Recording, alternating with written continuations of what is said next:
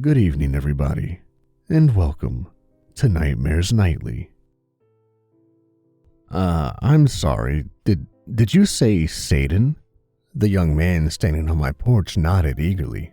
Yes, sir, he said. We have come to spread the message of our Lord and Savior Satan. I looked from him to his companion. Both were dressed in ill-fitting white button-down shirts and black slacks, with gelled-up side-part haircuts and slightly manic smiles. Okay. Well, I'm not really into the Lord and Savior thing, so I think I'm gonna have to pass. I closed the door only to find the young man's foot obstructing it. I opened it back up and sighed. Just a moment of your time, sir, the young man said. Perhaps a look at our literature could convince you. The other young man lifted up his suitcase and popped open the latches. When I saw what was inside, my heart nearly jumped out of my chest. Is that real? I asked. Oh, yes, sir, the first man said. Go ahead and take a closer look. I slowly reached out and picked up one of the bundles and inspected it. I'm no expert, but it certainly looked like a real stack of $100 bills to me. I looked from the money to the creepy but overall harmless seeming young men, and then I waved them inside. We sat down around my coffee table and there was a moment of awkward silence. So, I began clearing my throat. My name's David, and you two are? Oh, forgive my rudeness, sir, the first young man replied. I am Acolyte Paul, and this is Acolyte Stephen. Would you like anything to drink? Oh, no, sir. We do not require sustenance as normal mortals do. Right. I picked up my half-finished beer from the night before and took a swig. The two young men just sat in silence, grinning at me as I drank. I coughed a little bit and wiped the beer foam from my lips. You said you came to spread a message, right? So, what's the message? We're really glad you asked, said Paul. Satan is recruiting for skilled labor positions in hell, and we've identified you as a top candidate. Congratulations, sir. This is fantastic news for you. My eyes wandered to the suitcase full of money. And, what does this job consist of? Asking all the right questions. You're a sharp guy, David. The details are all laid out in this contract here. Stephen produced a single piece of paper from somewhere I couldn't see and laid it on the coffee table. I picked up the paper and stared at it. This is a contract? I asked. Oh, yes, sir. What language is this? It's written in Old Enochian, sir, the language of angels. I set the contract back down on the table. Well, what's it say? Oh, I'm sorry, sir. I can't read Old Enochian. We were just instructed by our supervisor to deliver the contract along with your signing bonus. Signing bonus? Stephen popped open the latches to the suitcase once again. So you're telling me, I said, setting down my beer, that if I sign that piece of paper, you're just going to give me a suitcase full of money? Yes, sir, that's the deal, Paul said enthusiastically. I took another swig of beer. Got a pen? Paul handed me the pen and I scribbled my name messily on the bottom of the paper, which Stephen promptly snatched up and stowed away somewhere I didn't see. Wow, that's great, said Paul. I guess we'd better go. All right, I'll see you later. Very funny, sir. Of course I meant we three had better go. What do you mean by... My voice was cut off by a roaring sound as the three of us fell through to the floor. Hot air rushed past us as we fell towards a distant red glow below us. Paul and Stephen's faces remained frozen in their manic grins as their ties flapped up and whipped around their faces. We fell hard on the glowing red dirt below, sending up a cloud of dust around us. When the dust cleared, I found myself in a strange cross between a cave and an office, facing a large obsidian desk, behind which sat a high leather-backed chair. The chair slowly swung around to reveal a smiling red demon in a suit. Hi, David. I'm Satan. Now let's talk about that job. What in God's name is going on here? I sputtered out. Satan arched one of his thin black eyebrows. In whose name? He said. I just meant, I began, before Satan cut me off with a good-natured laughter. I'm only joking. But boy, do you ever not know how to read a room, Jerry. You're going to have to work on that if you're going to succeed down here in hell. But my name's David. Satan opened a manila file folder on his desk and slipped on a pair of pince-nez reading glasses. He scanned the folder for a moment before looking back up at me. Are you not Jerry Smith, satanic cult leader and master of unholy magic? No, I'm an accountant. Satan scratched at his goatee. Oh boy, well, that's not good at all. Do you at least have a bachelor's degree in unholy magic? No. Is that even a thing that exists? Of course it is. We have an online program at the University of Phoenix. Oh, but isn't that place kind of a scam? He said. Why? Because they lure naive young people in with the promise of a better future and then bilk them out of thousands of dollars all in exchange for a degree not worth the paper it's printed on? Yeah. That was the reason I was thinking of. Oh, Jerry, said Satan, shaking his head. My name's actually... I know that to the less enlightened that may seem like a scam, he went on, but here in hell we call that a masterclass in practical business ethics. Plus, due to some clever legal maneuvering, we have the implicit right to employ 20% of their graduates after their death. Okay then. Satan sighed and closed the folder before slipping off his glasses and setting them down gently on the desk. Well, I can tell that you're probably not going to be a good fit here, but seeing that you've already signed the contract and there are some pretty steep penalties for breach, you're just going to have to do your best. He redirected his attention to the corner of the room where Paul and Stephen stood, still sporting their manic Cheshire cat grins. And as for you two, change out of those human suits. You're giving me the creeps. Yes, sir, right away, said Paul. There was a wet tearing noise and Paul and Stephen's faces split down the middle as two gargantuan, insect-like heads sprouted out from their necks. The rest of the skin slid off onto the floor like a pile of discarded clothes. Satan shook his head as he regarded the two now stark naked demons standing in his office. Don't you two wear clothes under those suits? He said. Sorry, Mr. Satan, sir. It's really hot with clothes on underneath. You do realize that we're currently in hell, right? Said Satan. You guys should be used to the heat by now. Yes, Mr. Satan, sir. Satan sighed and pressed a little red button on his phone handset. Tina? Yes, Mr. Satan?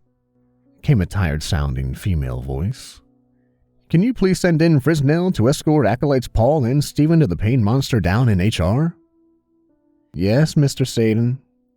The door to the office opened, and a giant blue-skinned demon with a hatchet embedded in the back of his skull entered.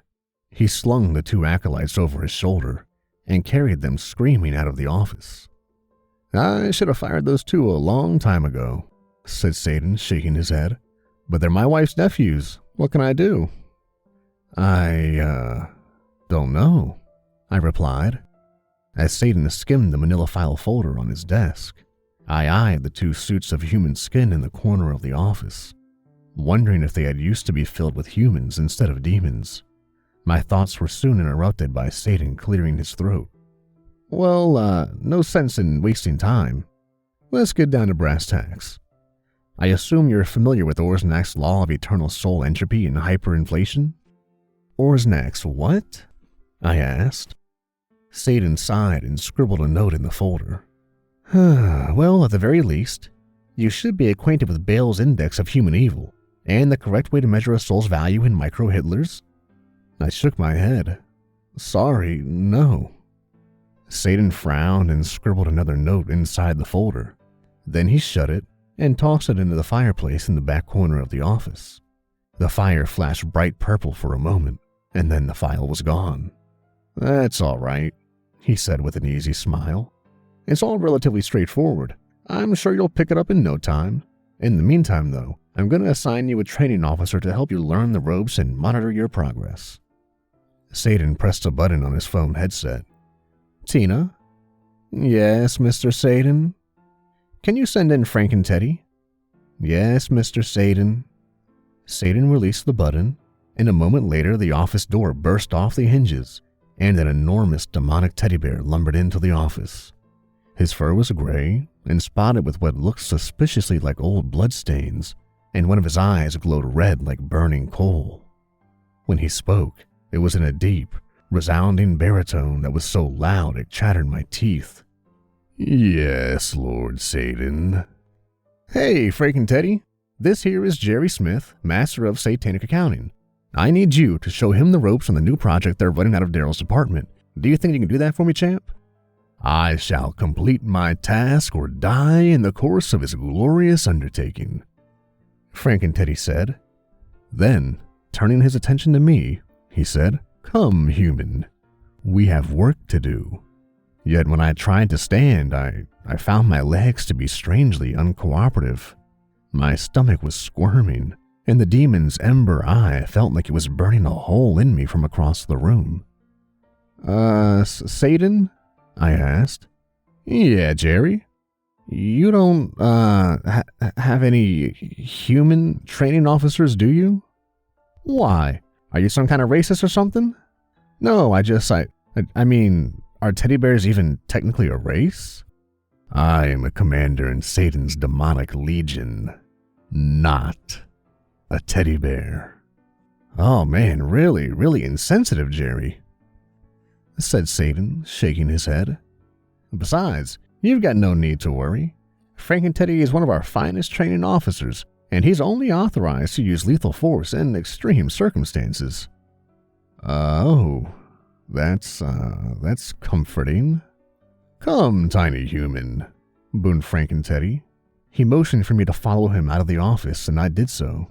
When we got into the hallway, he said, It is time for your first and most important lesson, human. In the everlasting kingdom of hell, all circumstances qualify as extreme. I felt my knees weaken a little. I opened my mouth to reply, but all that came out was a slight gasping sound. The hallway that Frank and Teddy and I walked along was filled with closed doors, screams emanating from the rooms behind them. I felt a deep sense of dread beginning to bubble in my stomach. I hope that I'm still alive in a few days' time, and if I am, I'll update you then. Frank and Teddy ushered me into Daryl's department, a dim little office lit by flickering fluorescent lights. The new satanic thrall has arrived, announced Frank and Teddy, and Daryl walked up and eyed me up and down. He was a short and bespectacled reptilian demon with a large pot belly that strained the buttons of his shirt. He looked over his glasses at me with a look of slack disinterest. Jerry Smith, Master of Satanic Magic, he said. There has been a mix-up, Frank and Teddy said.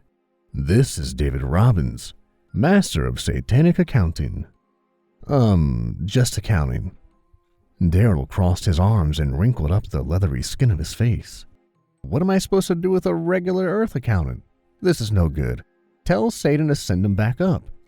We can't send him back. He's already signed the contract. Daryl sighed and rubbed his forehead. He turned around and beckoned over his shoulder to me. Come this way. I'll show you to your desk. He led us to a small but hefty-looking metal desk with a large manacle attached at the bottom. Oh, don't worry, Daryl said when he caught me eyeing it. We don't use the chains anymore. New labor regulations and all that. That's great, I said faintly. So I assume you know what you'll be doing here then. The contract would have been very detailed. Well, it was written in Old Enochian. Daryl peered over the top of his glasses again. You mean to tell me that you can't read Old Enochian? Yeah, that's right. Daryl pulled off his glasses and rubbed his eyes. And yet Satan still refuses to let the department heads interview new candidates, he said despondently.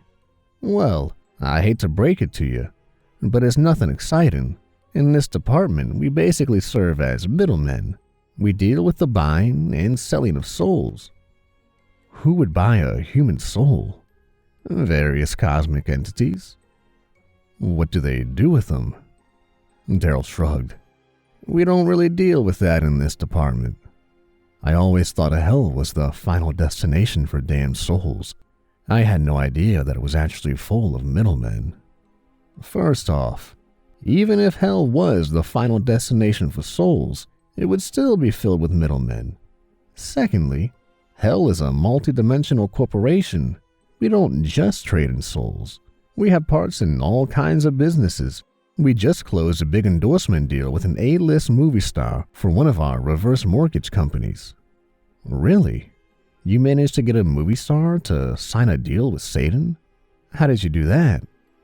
Oh, it was easy, Daryl said, waving his hand dismissively. We own 90% of all the souls in Hollywood. Oh. Don't worry. It takes a little moral flexibility at first, but I'm sure that you'll get used to it. And all things considered, it's not a bad place to work. We've got an excellent medical plan, for instance. Really? Oh, sure. Just let our medical department know if any part of your body is bothering you, and they'll remove it. Almost totally free of charge. If you want anesthesia, though, you'll have to pay for it yourself. Just then there was a terrible, blood-curdling scream down the hall. What was that? Oh, Jeremy from Human Resources had a hangnail, and the medical department opted to amputate his foot. Better safe than sorry, you know. If Jeremy doesn't have a foot, he can't have any more expensive medical problems. I looked down at my feet and thought about my own hangnail, and my stomach gave a sickening lurch. I would like to opt out of the medical plan. I need all of my body parts to live. Really? Said Daryl, raising his eyebrows. If that's the case, I'd stay away from the office shredder. It's terribly aggressive. I eyed the large metal paper shredder in the corner, the top of which was totally covered in fresh blood, and silently vowed never to go into that section of the office. What do you mean aggressive? Just then, a small, amphibious demon staring at a folder walked right by the shredder and was promptly vaulted by a spring-loaded floor panel directly into the machine's mouth. There was a sick, wet grinding noise as blood sprayed all over the ceiling. Damn it, Daryl said. I keep telling the interns not to go near it, but they always forget. We'll have to get a new batch from the local community college soon. My heart began to pound wildly in my chest, and bile rose in my stomach as I fought the urge to vomit. Are you all right? You look a little green. I'm fine, I croaked out. Are you sure? Maybe you need to go to the medical department. No, I screamed. I mean, I'm fine. I'm just not too comfortable with selling human souls. It's just business, David. You know what that means, right? Yeah, Well, Frank and Teddy is your training officer. I'll let him explain it to you.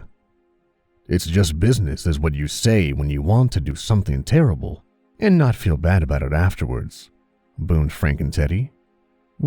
What? No, that's not right at all. Frank and Teddy shrugged. That's what Satan told me. You all are going to give me an aneurysm. Look, at the very least, I'm sure you know we have a new project in the pipeline. It's the entire reason Satan hired you after all. Yeah, he mentioned something about that. Well, this is top secret. He peered over his glasses at Frank and Teddy. That means you need to leave? I have the highest security clearance in hell, protested Frank and Teddy. Yeah, you also have a big mouth and a head full of stuffing. Now get out and let David and I get to it. Fine. I didn't want to know anyway. Frank and Teddy stomped out of the office and slammed the door behind him. So, can we talk about the secret project now? Daryl held up a hand to silence me. He picked up a sealed ream of paper from the desk and hurled it at the door. Ow! Came Frank and Teddy's muffled voice from behind the door. It was quickly followed by the heavy sound of retreating footsteps. Now we can talk. So, you're an accountant, right? I assume you know how supply and demand works? Yeah, vaguely at least. Good, because as the middlemen in the exchange of souls between worlds, our profit margins are totally dependent on controlling the flow of souls. You see, Hell used to have a monopoly on selling souls to other dimensions, but lately, new competitors have sprouted up in the form of new religions. Combined with the global population increase, souls are being devalued. At the same time, we're losing control of the market. Okay. You see, our investment in Hollywood has proved particularly lucrative and allowed us to clinch high-value celebrity endorsement deals for pennies on the dollar. Using the cultural hub of America as our personal advertising agency also allows us to secure souls from all over the country. So our top priority is re-securing that market from the new fad religion that's stealing celebrity souls from us. Hold on. Are you talking about Scientology? Shh, no, said Daryl, looking around the room with a clear expression of paranoia. Never say the S word around here. Are you trying to get sued? In our department, we use a code. From here on out, you're to refer to our work as BS, which is obviously short for beating, well, you know, the S. Right. So, how are we gonna beat them? With clubs eventually, but that comes later, after the economic ruin. After all, you can't get away with beating rich people to death in the street, now can you? No, I guess not. Good. So we're on the same page. Now, let's get started. He beckoned me to an old wooden door in the back of the office. There was a brown plastic plaque on the side of the room that read, Disintegration Room. Daryl pushed the door open to darkness beyond, but I stood rooted to the ground, unable to force my legs to move. He turned around and raised his eyebrows. Aren't you coming? I could feel the bile rising in my stomach again. Daryl? What's the disintegration room? Ah, that's the basis of our whole plan. All right. Are you ready to have your mind blown? No, I said. Not really. That's the spirit, he said, pushing the door open. When I saw what was inside, my mind was more muddled than blown. There was a crowd of about 20 normal people in business suits, casually milling around and not doing much of anything. Daryl let out a long, contented sigh. They're magnificent, aren't they? That depends. What are they? Daryl turned to me, and for the first time since I'd met him, he was smiling, a mischievous gleam in his eye. What do you think they are? I don't know. They just look like regular people to me. Ha! Shouted Daryl, smacking his knee with his clipboard. Exactly. They look like regular people. Well, what are they then? Daryl waved the two of us inside and walked us around the room. Once I got a closer look at the people milling around, I realized there was something slightly off about the lot of them. Their eyes were all just a bit too wide, and they wore broad smiles for no perceivable reason. One of my more brilliant ideas. As you probably know, celebrity souls go for 3 times the price as regular ones. They do? Of course. Something clicked, and I said, Oh, I think I get it. You're gonna take these people and turn them into pseudo-celebrities. Wow, that idea's not half bad, he said, scribbling a note in his file. Then, clearing his throat, he went on. But these guys are for something else. I've already explained the basics of Project BS to you, so I'll go ahead and move on to the particulars. Okay. What we do with these guys is use them to infiltrate. See, they may all look like normal humans, but they're actually just demons in human skin suits. They're down here practicing how to be human. After that, we swap out the top-level cult leaders for demonic clones. But why is it called the disintegration room? An ugly smile of impish pleasure distorted Daryl's features. Because of this. He turned around and grabbed a red-handled lever on the wall behind him, yanking it downwards. There was a loud squish, and I winced as flecks of blood landed on my face. Half the people of the room had been reduced to chunky puddles. Why did you do that? I asked, trying to wipe the blood off my face but only managing to smear it. Those were the real ones. We bring them down here and tell them it's a top-secret you-know-what compound, that they're involved in something special, and that if they help us, they'll be rewarded in paradise or Valhalla, or whatever heaven it is that their crackpot religion professes. I think they believe in reincarnation. Well, this is more like de-incarnation, said Daryl. He laughed throatily at his own pun. Right. So, as an accountant, what exactly is supposed to be my role in all of this? Daryl frowned and scratched at his wobbly chin. Well, what we really needed was a master in satanic accounting to keep track of the boring paperwork. But since you're not qualified for that, we'll have to find another place for you. Are you any good at making coffee? No. You're not by any chance certified to give shiatsu massages? What? No. Well, that really only leaves one position available then. We need someone, a real human, to take over as the head of the cult, religion, whatever you want to call it. Would you be comfortable wearing a human skin suit to work? Not even a little. Well, I'm afraid it's either that or eternal damnation for a breach of contract.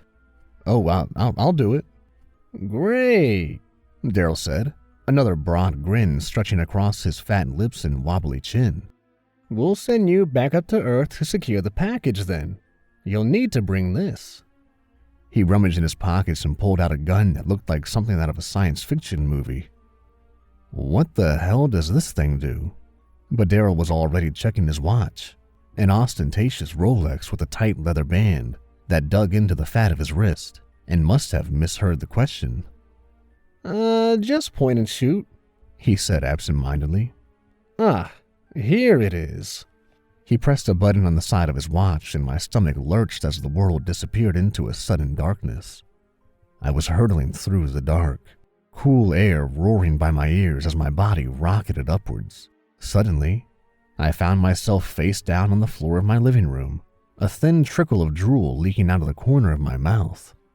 My head was spinning as I pushed myself into a sitting position. My wobbly gaze was met by the wide plastic grins of acolytes Paul and Stephen. Good to see you're in tip-top shape, sir, said acolyte Paul. We'd better get to work.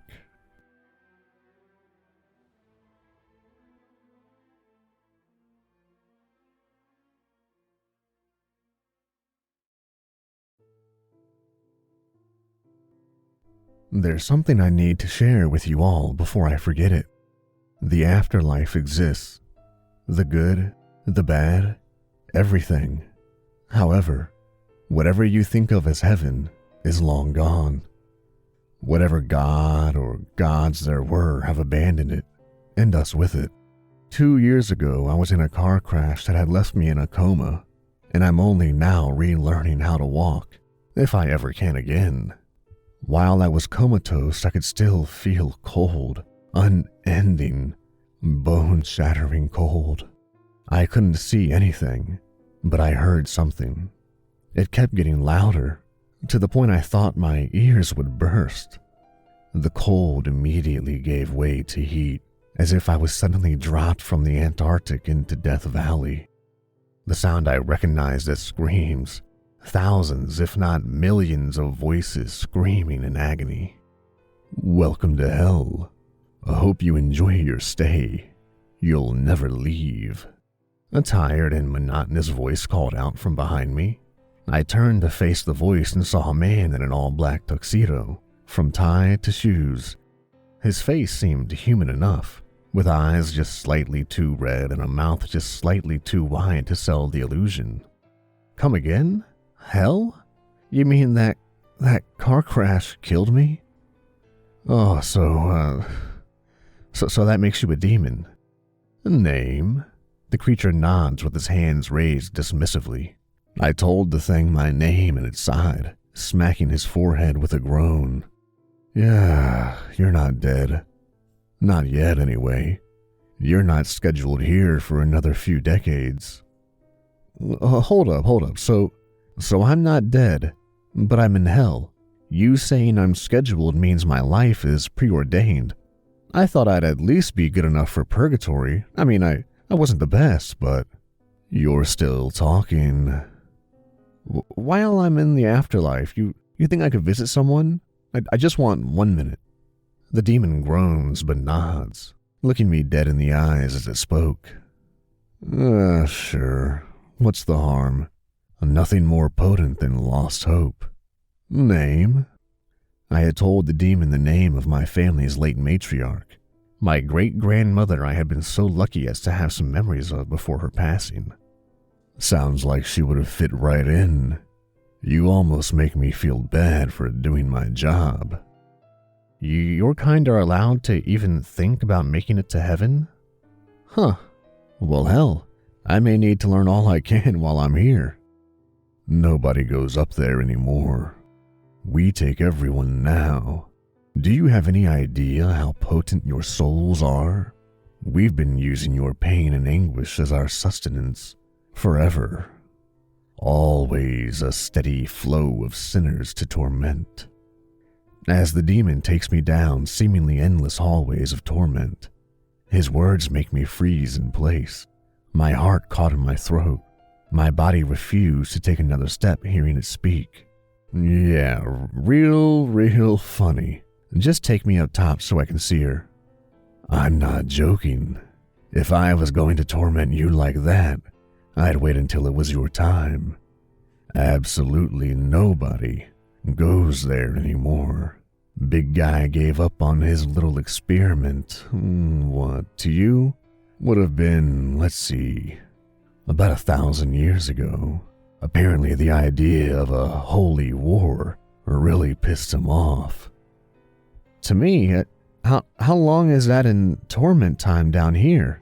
I asked, genuinely curious at that point. That's about the lifespan of a normal soul's use from the moment the feeding starts. Now, you have me curious. You're taking all of this way too damn well. Any normal bastard would be out of his mind by now. Anyway, your family members should be nearby. Hurry up and see her. The broad refuses to break. Is all of your family this stubborn? He looks at me with a tinge of frustration in his voice. Oh, you have no idea. I guess that's why this doesn't surprise me all too much. We don't make anything easy on anyone.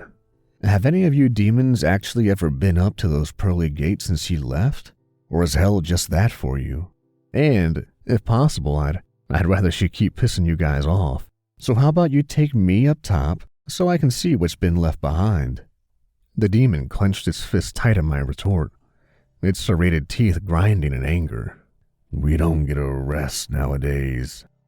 As for your offer, let me think. Not on my life.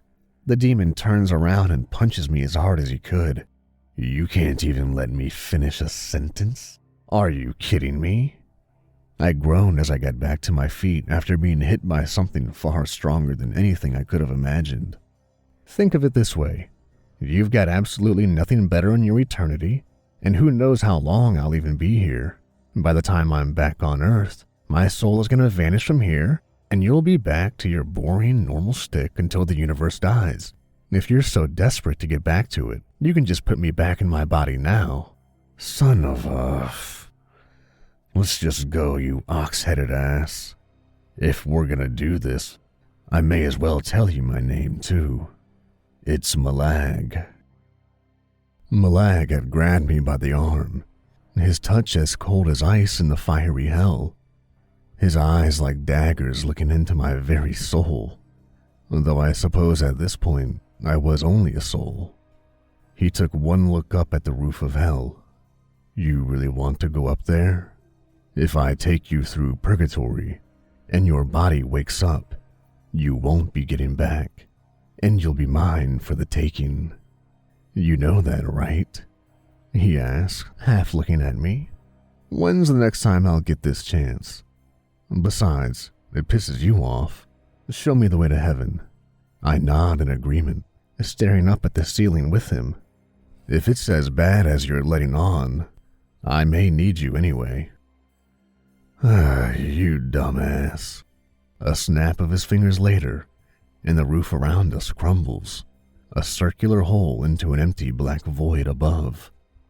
A shiver runs down my spine as I look up into the depths, the back of my mind reeling as I remember the void I was in before. I open my mouth to speak, but not even a sound escapes before the burning earth below us races upward from under our feet. It was impossible to tell just how long Malag and I had been in that place, with no light and no sound, only a bone-chilling cold unfit for even the most hardened of nut jobs. I could still feel my demonic tour guide grabbing my arm, his grip rock solid on me despite it all.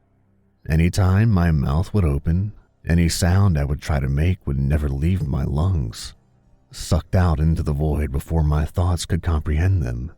After what seemed like an eternity of empty nothingness, a faint warmth came to greet us, a dim light high above the sea of shadows, signaling to me the coming of freedom from true hell.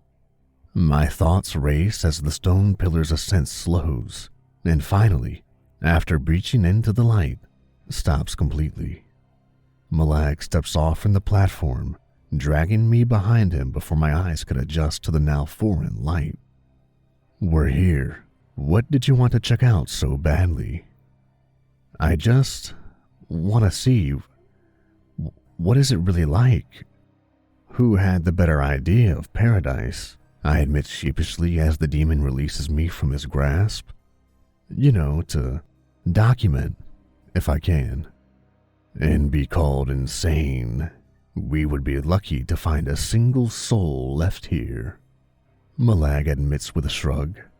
This way to the main entrance. He led the way forward over rotten yellow hills of dead grass in what may have, at one point, been shrubbery, as though he had walked the path 1,000 times.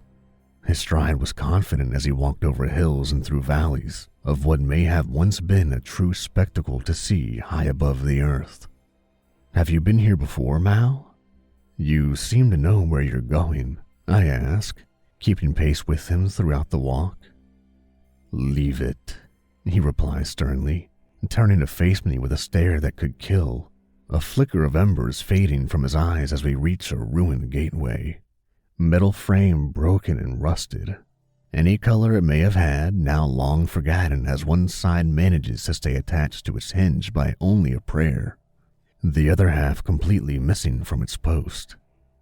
Beyond the gates, a building with no roof stood weakly, looking as if a faint breeze could knock over what remained into rubble. This was where the souls would gather to be allowed into eternal paradise and be granted their every whim, and where Peter would let you into the Catholic side. They always thought they were better than everyone else. Malag. What pain in the ass? You were right, but this is just the front gate. What even could be in there now? Even I'm not sure. They left this place to rot, and the Catholic God was the last to leave you. Maybe he thought he could save all of you. From your flaws, the ones they cursed you with when they made you. Your many, many irredeemable flaws. Malag walks forward through the rusted and broken gateway after me, his gaze focused more on something just before the gates. I swear I could see tears welling up before he snaps back to attention. Well, we're here. What exactly did you want here? His tone was different, less cold and brutal, more shaky and uncertain. In the back of my mind, I could tell something was wrong with him, something he wasn't telling me, and likely never would. I don't want anything. I just want to see what they left behind while I'm here. I don't know when or if I'll go back to my body, so this is my only chance. Speaking of, I reached down into one of the dried and dead remains of what was once lush greenery, plucking a black feather from the ground. I know this story. Supposedly, angels would come down to earth on occasion, and their wings would turn black if they were placed in extremely undesirable situations, Malag interrupted, such as watching a mortal they came to love burn on a witch's stake. They would then become black, as their author would waver or be outright destroyed. Malag nods as he explains the strange feather to me. Then they are stuck down below. We should keep going.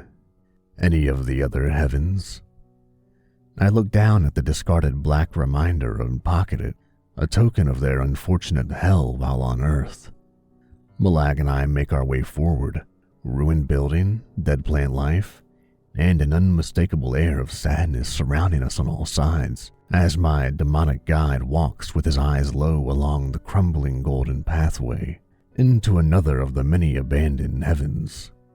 Wait, I yell out suddenly, my eyes having locked onto a building unlike the rest of the ruins, its pristine white walls and golden columns seemingly untouched by time.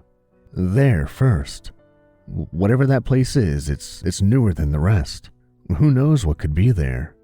I rush off of the path and into the dead landscape, a distinct crunching sound under my feet making me freeze in place, an expression of terror taking the place of curiosity. The hell was... Malag grabs me by the shoulder quickly and pulls me back to the crumbling golden walkway I had so absent-mindedly left, slapping me as hard as he could with the back of his free hand. You dumbass. Do you know what you've done?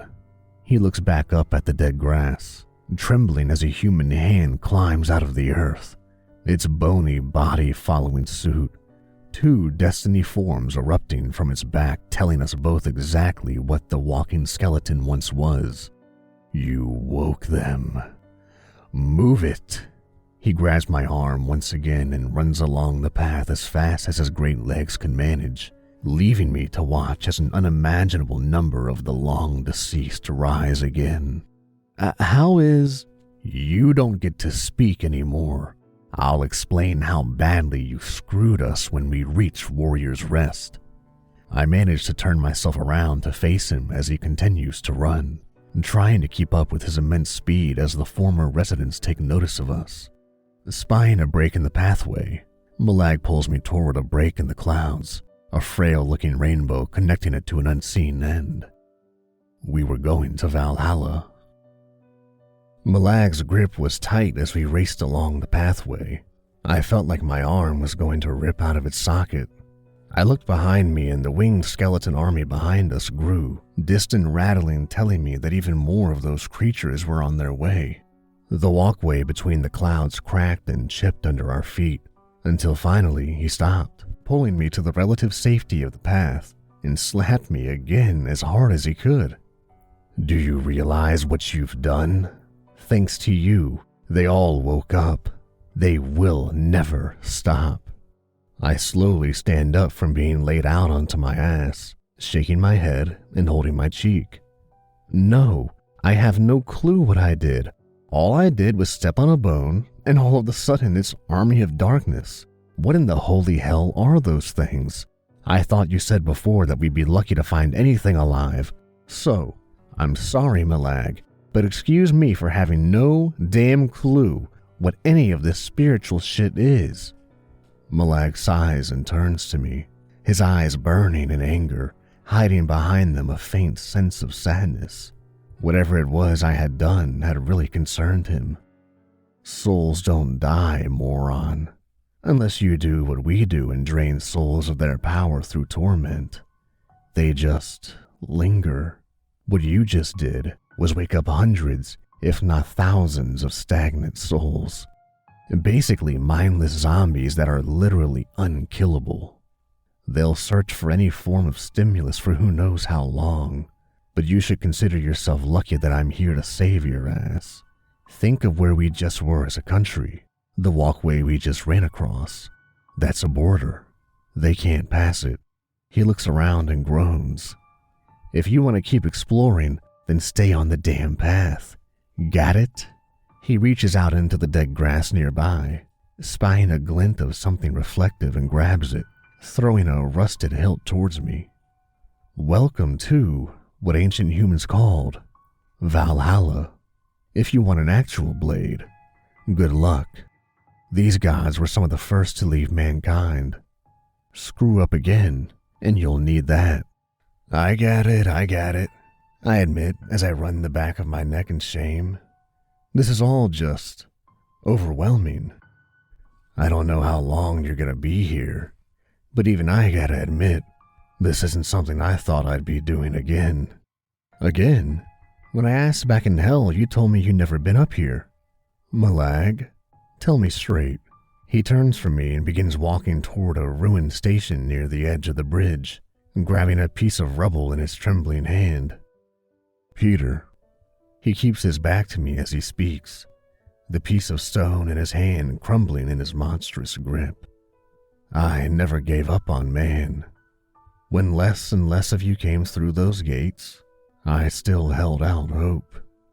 Even as I watched people become those things, and everything we made for paradise crumble away, I stayed. I had to be dragged down to hell or I'd be ripped apart when I was told what was going on. I don't know if it was hell's influence or what, but you got mad. You lost hope and you changed, took on a new name, but kept the same job. Peter, as in Saint Peter. Do you know how long you've been here already? You've been comatose for about 2 years now, walking and exploring and screwing things up even more than it already was. I spent 200 on my own waiting, never told what was going on. Every moment up here, another day watching you humans forget everything that made the afterlife worth living. Those lost souls back there are trapped forever thanks to you, unable to die, robbed of an afterlife, of peace. There are 1,000 different heavens with 1,000 different stories. Whenever you wake up and your soul returns to your body, you take this notebook with you. You write down everything you saw in your short time. When that's done, I'll take it and detail writing everything else I find. Understand? I nod in agreement, too stunned for words. Malag holds his head in his hands and screams, his voice shaking with anguish and rage, his body trembling as burning tears drip onto the stone. Wails of anguish fade away to the beeps of hospital monitors where I find myself lying in a bed not my own, a hospital bed. It was then when a nurse came to check in on me. I had asked how long I was out, how I had been put into my coma and why. The car crash has left me permanently changed, unable to walk as I write this now. I still remember what happened to me between life and death. The stories I was told were true by the most unlikely acquaintance anyone could ever imagine. I want to go back there. I want to see what else is up there. To see Peter again. True to his word while I was writing this, I found more on the pages, written in just one night, cover to cover. Machines I had never seen, lives I had never lived. Truly, he had described 1,000 utopias. I promise that next time, I'll be more careful where I step.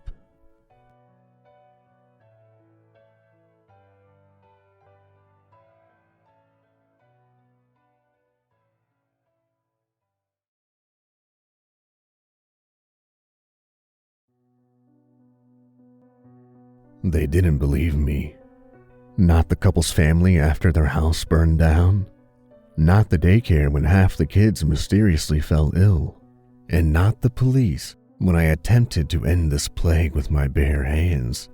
For perhaps the final time, I am begging you, all of you, please believe me when I say that damn boy is evil.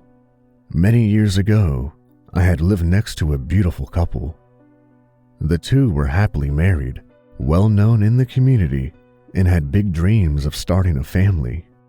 When the day finally arrived to present their beautiful baby boy to the world, everyone was ecstatic.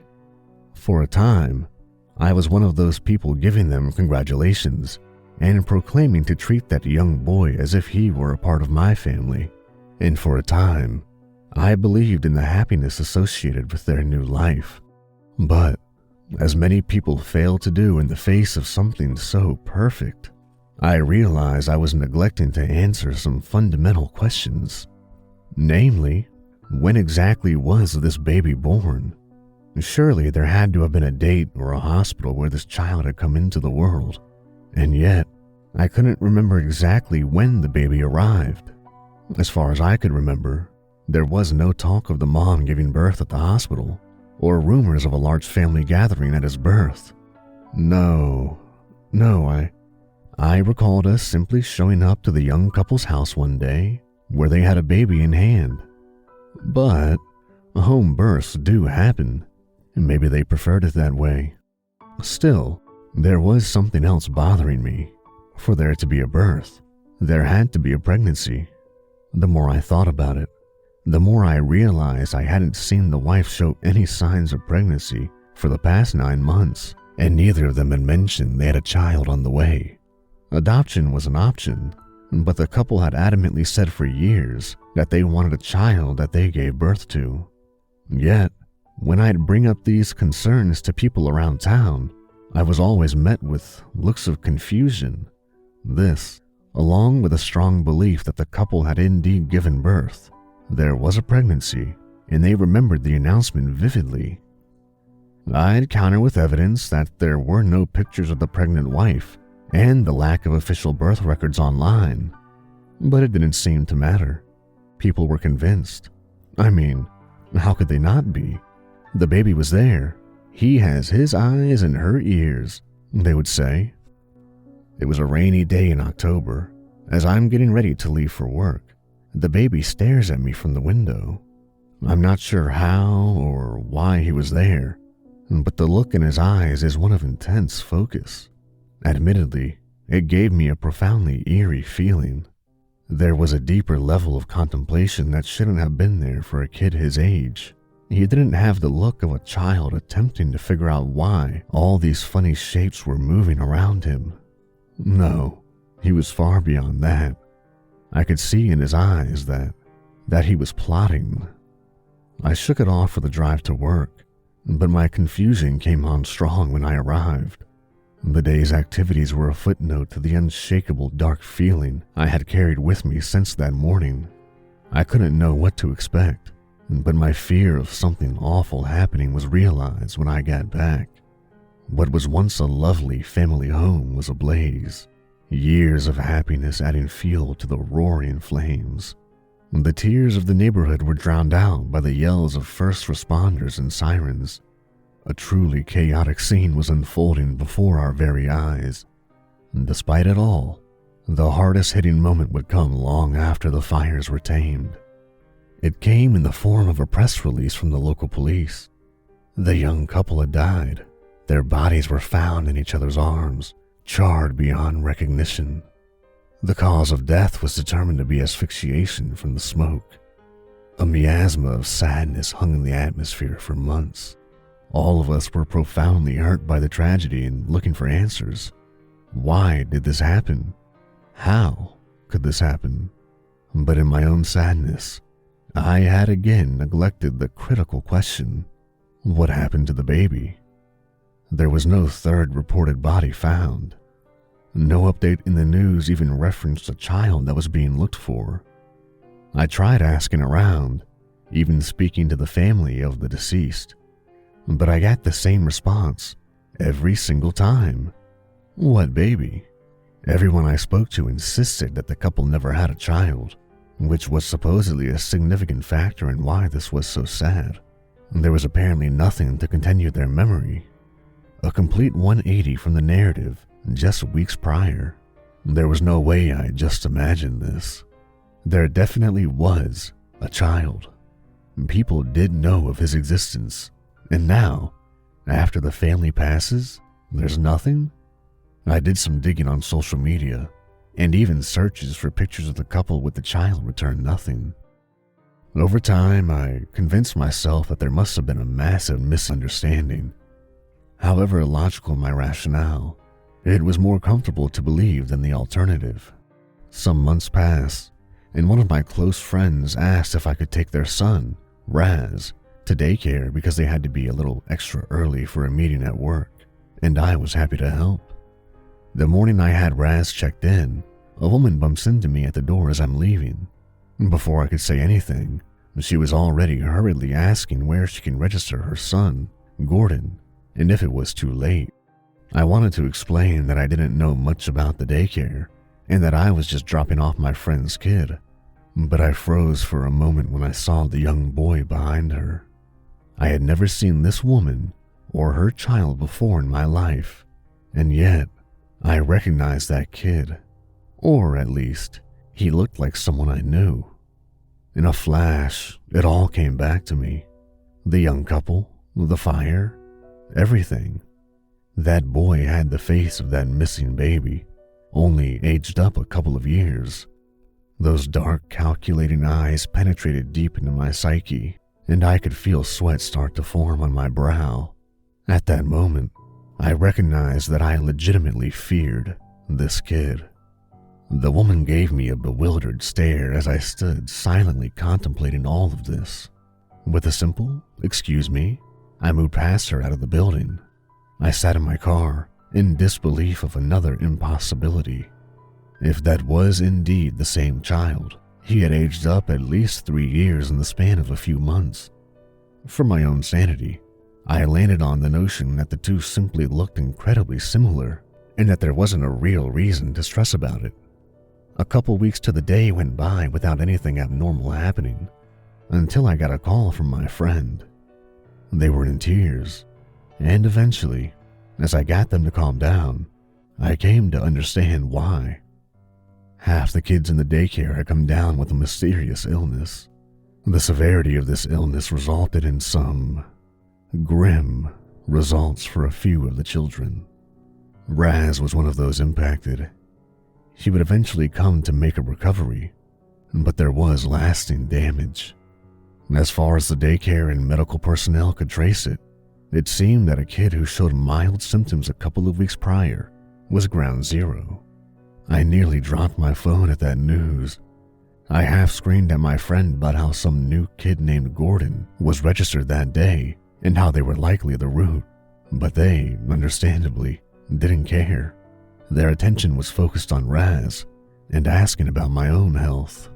After talking for a bit longer, I assured them I was okay, and as soon as the conversation was over, I got into my car and sped in the direction of the daycare.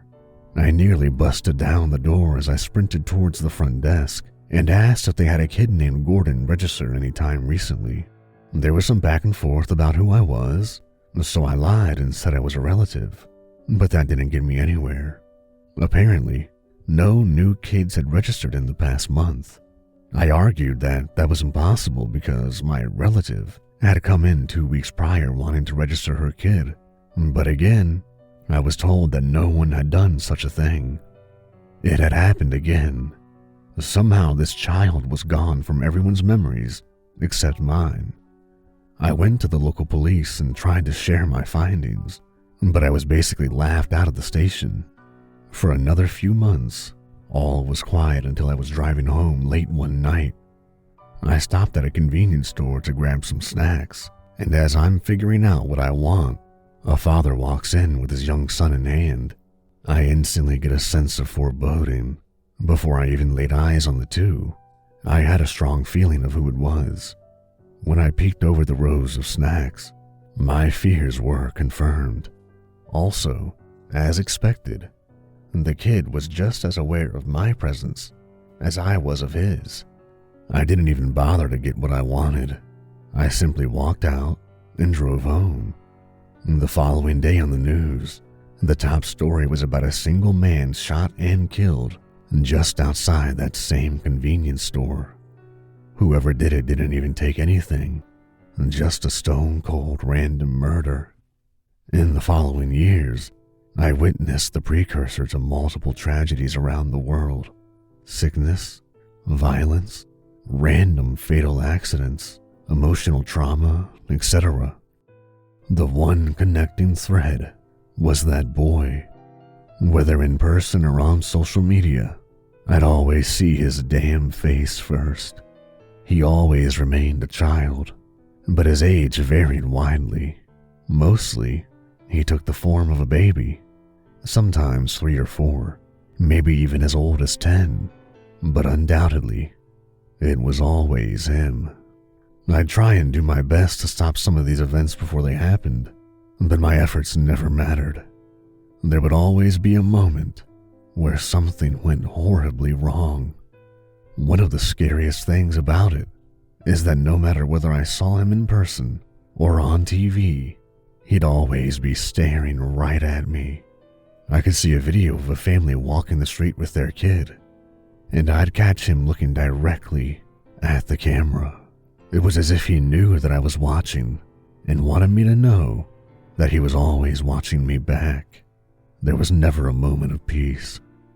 My mental health degraded heavily over this period.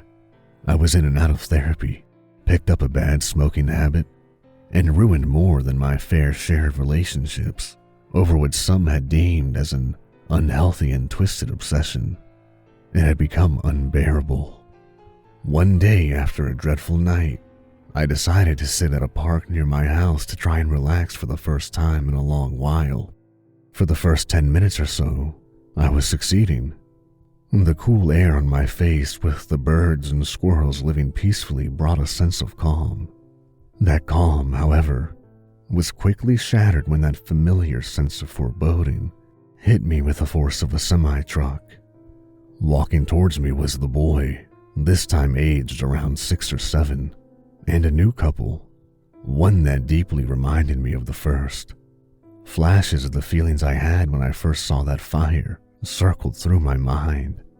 Fear, anxiety, sadness, but something new accompanied it. Absolute, pure rage.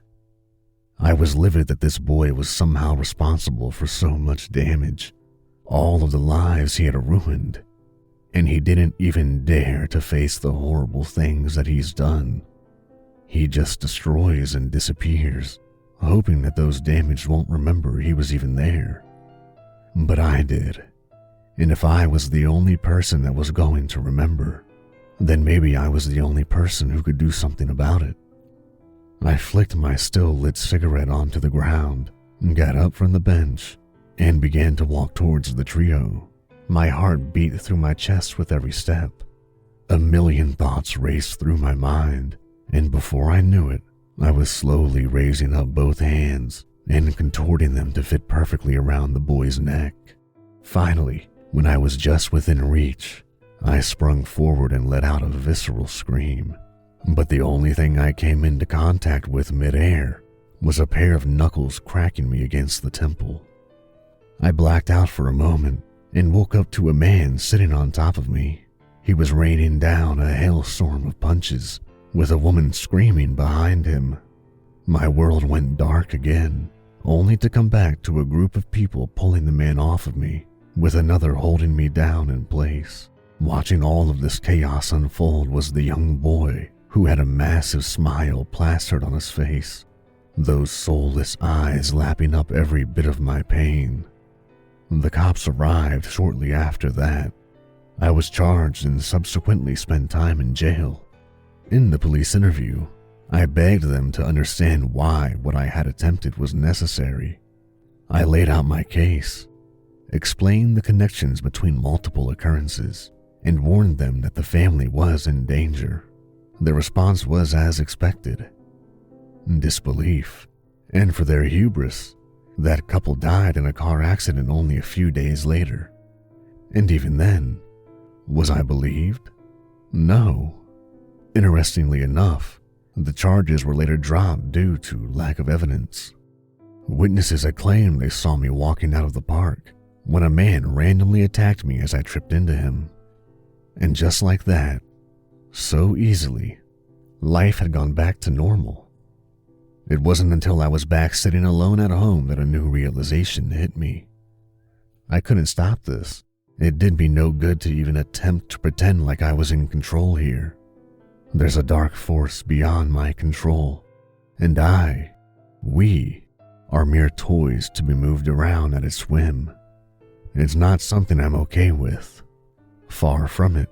But at this point, what can I do? All I can try to do is live a good life, regardless of what I know is coming. And for a solid time, I did that to the best of my ability.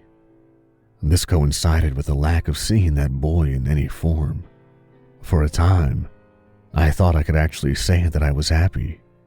Much of my life had gone right, and then, like a ghost from the past, he walked into my life again, this time in a form I had never seen previously. He was grown, or at least as much as I had seen him grow. He was perhaps in his late teens, but those dark, hateful eyes remained and were the unique identifiers aside from the remnants of a familiar face. I only saw him briefly in a crowd of people, but his presence was undeniable, much like the knot growing in my stomach was. He appeared as though he had been watching me for a while, waiting for me to make eye contact, and as soon as I did, he left. To this point, nothing bad that I know of has happened, though I get the feeling that something awful is coming. Maybe something that goes beyond a small family or one person. Perhaps something that involves all of us. I don't know, and not knowing scares me. So I write this as a direct warning. If in your life you see a child you feel is off, or if any of you notices a kid's placement in someone's world doesn't quite fit with what makes sense, maybe you even sense an abnormal level of hate emanating from what should be an innocent kid, then remember these words. Don't trust the boy.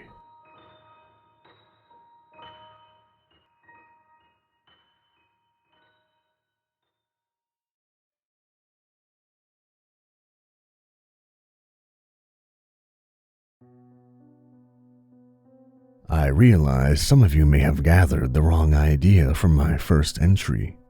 Perhaps you believe me to merely record events, that I simply hand over what others ask for, that their downfall is simply due to their own folly.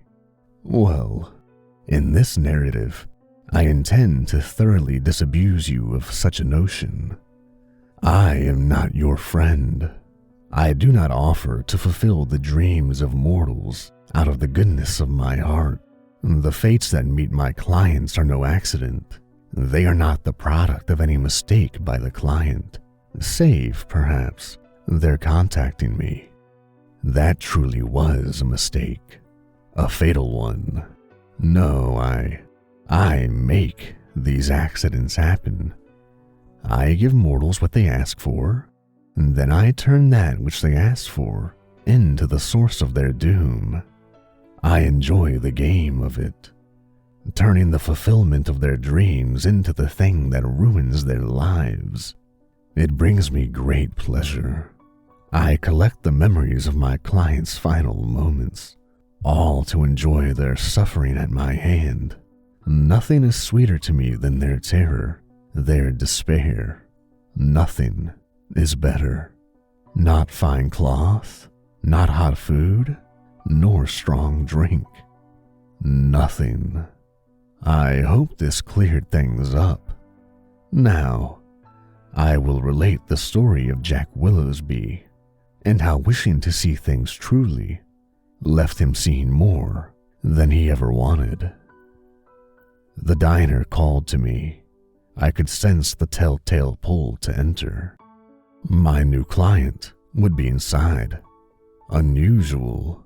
Most summon me to the dark corners of cities, cellars, alleyways, abandoned areas, and the like. It didn't bother me though. So with a shrug, I entered.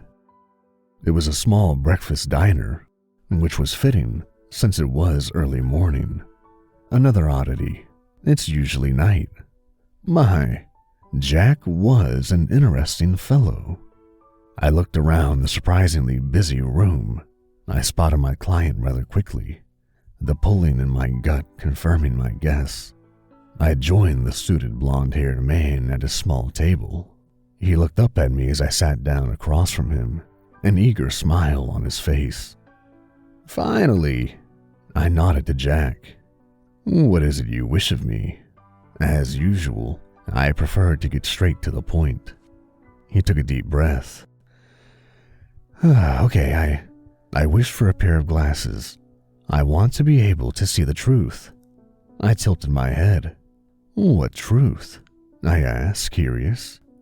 Anything, everything. If there is something to see, something that is hidden, I want it to be revealed. When someone lies, I want to be able to tell. I want the truth." I thought it over for a moment, then nodded. "Very well." I reached into my coat pocket, and after focusing for a moment, I pulled out a pair of dark sunglasses. I held them out to a stunned Jack, the glass glittering darkly. "How did you?" he muttered. I ignored his confusion, laying the glasses on the table and getting to my feet. "Well, young Jack," I said quietly, "enjoy seeing the truth." And so I left, leaving a rather bemused Jack holding his new glasses. 1 week later, he took his own life. I was there, of course, watching from the shadows. After his final breath left his body, I collected his memories for later viewing. Let's have a look, shall we? I watched as the Dealmaker left Daryl's diner. I was a little shocked at how quickly the whole meeting had gone. I suppose he must have done this many times. I fiddled with the glasses for another minute before slipping them into a pocket and leaving the diner myself. I put on the glasses outside, eager to test them out. Nothing seemed to be different. I hailed a taxi to bring me home, and when I entered the car, the driver smiled at me. "Nice suit," he said. I recoiled slightly when he spoke. It seemed as if a black sludge had dripped from his mouth. He was lying, I realized with excitement. The glasses were working. Pleased, I gave the man my address and relaxed as I was driven to my small apartment. As I made my way through the building, I watched in amazement as I saw the lies. People lie a lot, I noticed. I had never realized before quite how much. Perhaps the glasses were showing me small lies. I had no idea how precise or literal the glasses were in determining that. With a shrug, I entered my apartment. I worked as a night guard in my actual apartment, interestingly enough. It was actually a little late for me to be up, so I got undressed and went to bed. I woke up and got everything ready for my night shift. After everything was ready, I got to do what I had been waiting for. I pulled out the glasses. Eagerly, I put them on. Everything seemed to be the same as before.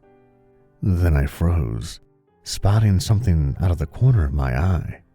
I squinted, focusing. Nothing. I relaxed. For a moment, I thought I had seen a pair of eyes watching me.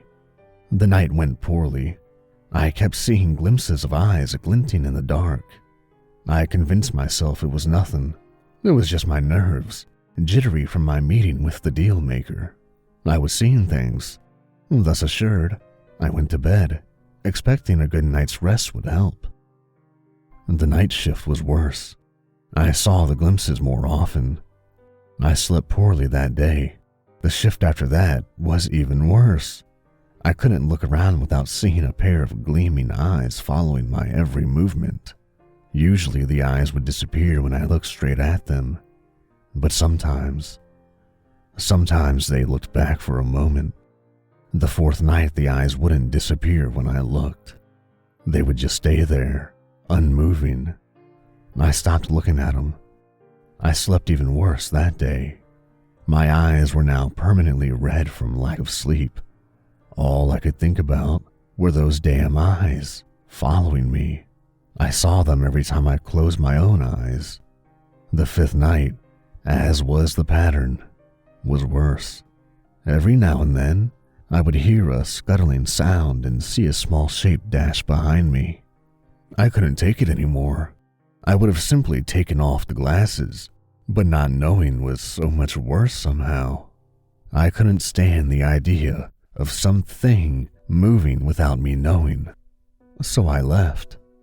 I abandoned my contract, my job. I went to a hotel, hoping the creature wouldn't follow me, and it seemed to work. The sixth night was free of crawling shapes and glittering eyes. I nearly wept with relief. I celebrated too early. The seventh night, everything got much, much worse. I saw the eyes. They were everywhere. I couldn't escape them. Nothing I did helped. As the night crept along, things worsened. I could see the shapes moving every time I turned my back. I felt the eyes burning into me. I wanted to scream, to tear my eyes out. I was exhausted and terrified. They were watching me. Always, always, always watching me. Oh, don't look at me, please. Don't look at me. Stop looking, I screamed in the quiet of my own head. I ran to the kitchen. My inner screams were so loud, I realized I was actually screaming, a desperate sound filled with terror. Long, throat-tearing screams. I could see them clearly now. The eyes, those damn eyes. Finally, they were in front of me, not just hidden in the corner of my vision. I snarled. There was a creature standing in front of me. It was hidden in shadow, yet as always, I could see those glowing eyes. And this time, I could see the teeth, gleaming in white. I felt a deeper terror than any I had ever felt before. I snatched a knife from the kitchen counter. I held it out warningly, desperately. Terrified tears ran their way down my cheeks. I knew my end had come. This knife wouldn't help me. I felt from the depths of my soul that I did not want this creature to get a hold of me. There was only one option left. I drove the knife deep into my heart. I collapsed. Breathing was difficult. I looked towards where the monster had stood. I watched as it turned and faded away. Despite it all, I felt relieved.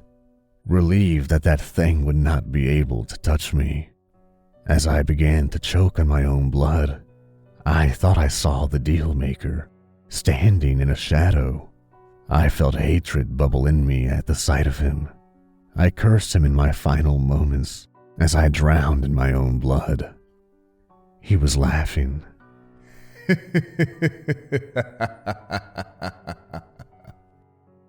Poor Jack. His memories were delicious. I am the Dealmaker. I make deals with people. And if you are very unlucky, I just might make a deal with you too.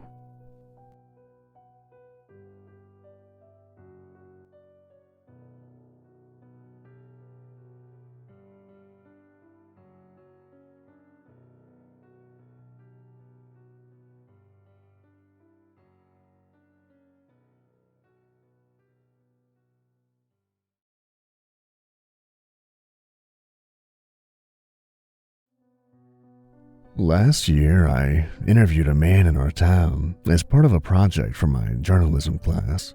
He was infamous in our town because of a gruesome crime that took place in the 90s. Though the police had determined that he had no involvement, the townsfolk never entirely bought into that conclusion. Though it's been decades since everything went down, time never stopped folks from talking, nor did it stem the tide of urban legends and the commonly shared warning that parents always gave to their kids. Never approach the old man's farm past the hill.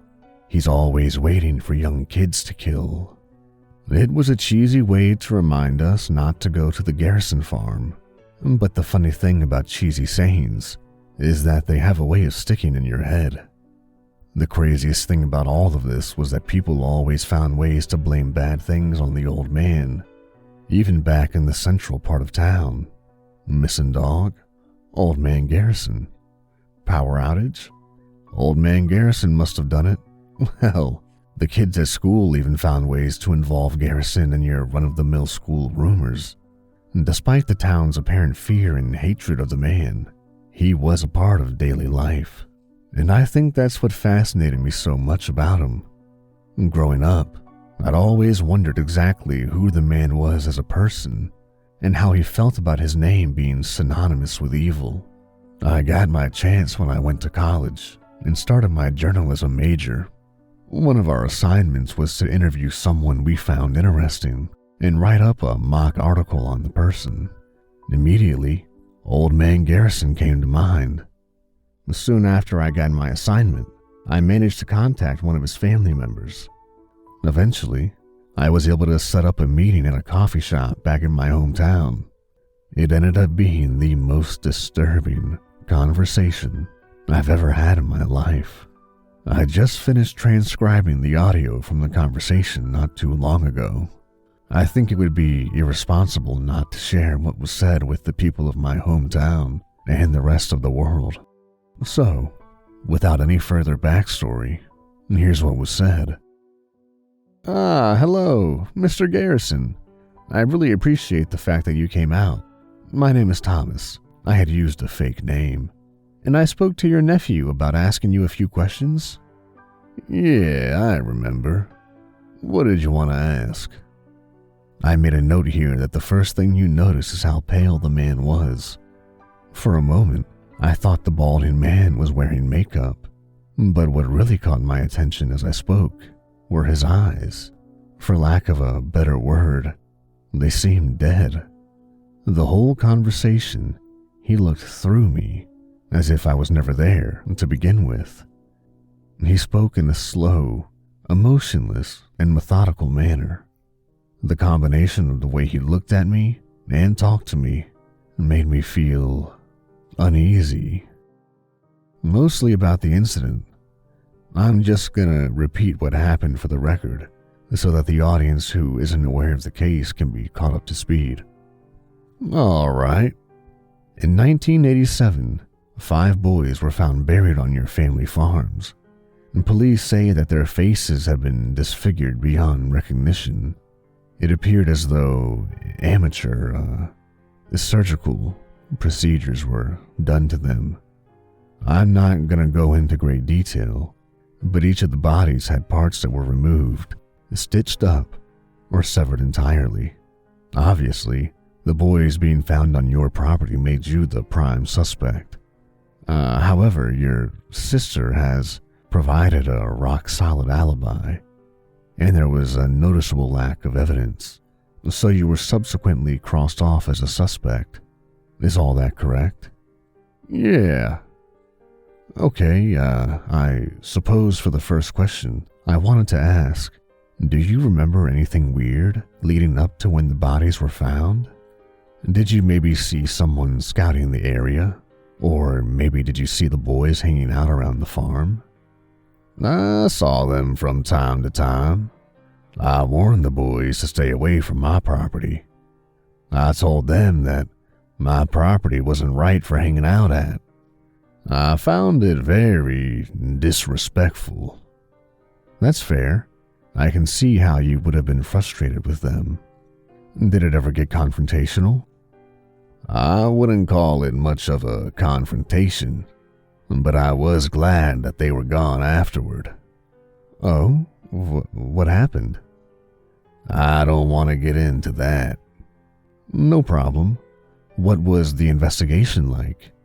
If I remember correctly, your sister died a few months after the trial, too, right? That must have been a stressful year for you. I wouldn't say stressed. I found myself relatively calm. As for my sister, her death was manageable emotionally. Manageable? Can you elaborate on that? Your sister dies, and you're not an emotional wreck? If I recall correctly, she died in a pretty horrific car fire. Some people even suspected foul play. No, death is commonplace. Some people who are around death often have no need to attach anything significant to the event. Have you been around death a lot? I didn't say I haven't. This is when I really started to fear Mr. Garrison. This guy was as cold as could be when talking about his dead sister. I don't know what it was, but there was no way he was just like this. Something has to have happened in Mr. Garrison's life that made him like this, and frankly, I wasn't sure if I wanted to find out what that was. Well, I guess that's a good segue into my next question. People around the town have kind of made you synonymous with bad things, almost like your very name is an omen of bad things to come. Have you heard the rumors, and how do you feel about them if you have? I have heard the rumors. If the townspeople want to fear me, then so be it. If my work is to be feared, then I understand. I will say this, though. I don't involve myself where I don't need to be involved. I've never once caused mayhem in town for the sake of being some kind of villain. That's good to know, but your work? What kind of work? And why would it be feared? That's not to be understood by everyone. Did your work involve the boys? They involved themselves in something. They didn't need to be there, and yet they were. Sometimes, life just plays out like that. No, now I'm getting very suspicious.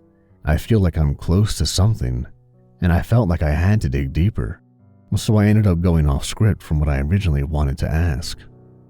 Mr. Garrison, did you kill those boys? Kill is a vague term.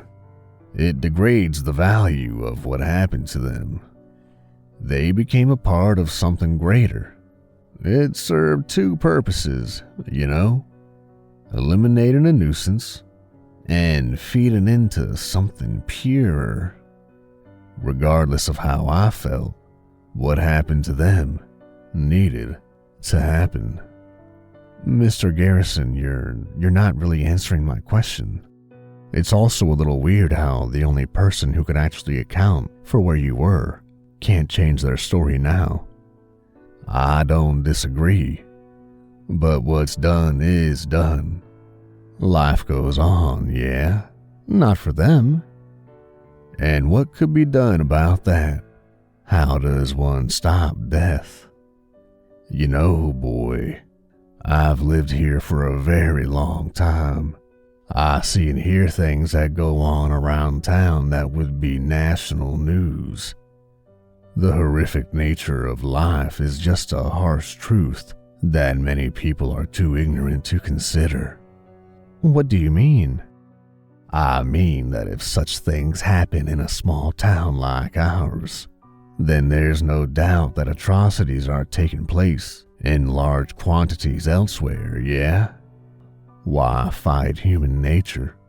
Some people chose to embrace their inner selves as simply as you embrace your love for caffeine, or as you embrace going on late-night walks around your school. How did you? Because information is important. Most of the time, I choose not to use that information in any significant way, just as I've chosen to respect your false name. But when someone involves themselves where they shouldn't be involved, then I have to respond in kind. No, at this point I'm absolutely terrified. As small as my town was, this guy knew me. I've never been near his farm, and yet he knew me. I figured it was in my best interest to cut the interview short before I dug into something I really didn't want to get involved in. Uh, you know what? I think I have everything I need. Thank you for your time, Mr. Garrison. Sure. Any plans for the rest of the day? No. He pauses for a minute, stood up, and flashed me a wide yellow smile. I think I'll go murdering. From there, he walks out, and I never saw him again. Later that night, I got a bunch of text messages listing the addresses of where my friends and family lived, with pictures of them outside their homes. As much as I wanted to call the police, I had this feeling in the pit of my stomach that the minute I did that, he'd show up at my house and put a bullet in my head. The best I could do was warn the people close to me about a stalker and just to be on the lookout. That conversation remains the most unnerving I've had in my entire life, and I still don't know what my response should be. Is it too late to go to the cops? I've come to terms with him hurting me, but would I be putting people I care about in danger? I don't know. You might be wondering why I'm even sharing all of this. It's not just because I came across the tape and thought it'd be interesting to share. No. Last week, I came home to visit. After a great night of catching up with family and old friends, I went to my room and tried to get comfortable, but something just didn't feel right. Call it intuition, but something told me to check the window. And as I do, I see an old man standing on the other side of the street with a shotgun, flashing a big, yellow smile.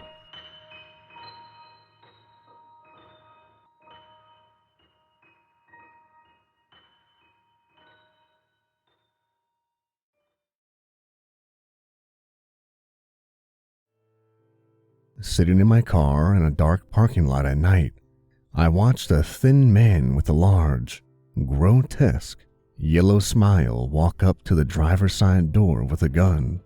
He politely tapped on the window and motioned for me to roll it down. I sat stunned for a moment before obliging. My heart raced as he calmly stuck the gun in my face and told me to unlock the door. In stark contrast to what one would assume from a weapon in his hand and overall disheveled look, he spoke in a confident yet non-threatening manner. Listen, James, I just want to talk. Who are you? I stammered out. He widened his smile.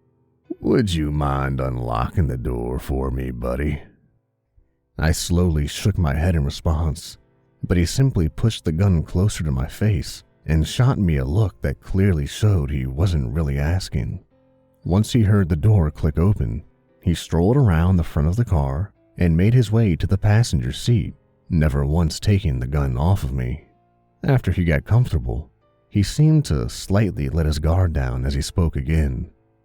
You know, James, I'm really not here to hurt you. The fact of the matter is, I want your opinion on something near and dear to my heart. What the hell are you talking about? I shot back sharply. You're holding me at gunpoint because you want my opinion on something? And how do you know my name? The man laughed. To answer your second question first, I guess you can call it a unique intuition from a long time of observation. He winked before continuing. And to answer your first question, yeah, but not because you're special or anything.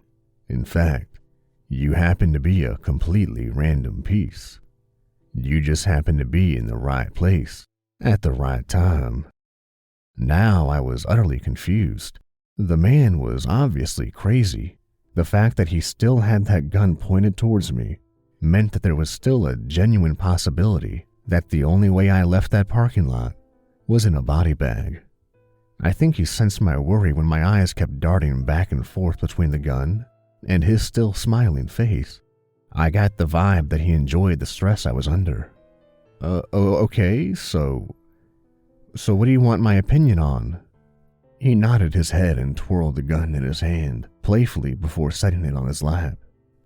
Don't try and reach for the gun, kid. I'm a really quick shot. Trust me, it wouldn't end well."